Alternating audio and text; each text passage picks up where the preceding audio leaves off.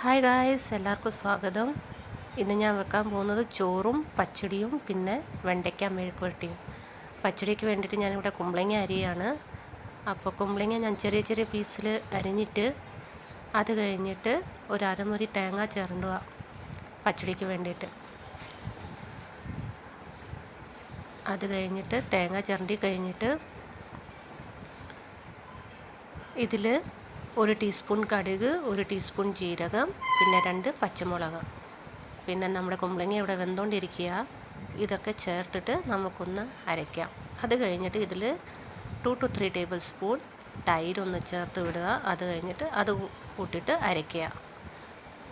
ഞാൻ സാധാരണ എങ്ങനെയാണ് ചെയ്യാറുള്ളത്, നിങ്ങളെങ്ങനെയാണ് ചെയ്യുന്നതെന്ന് എന്നോടൊന്ന് പറയണം.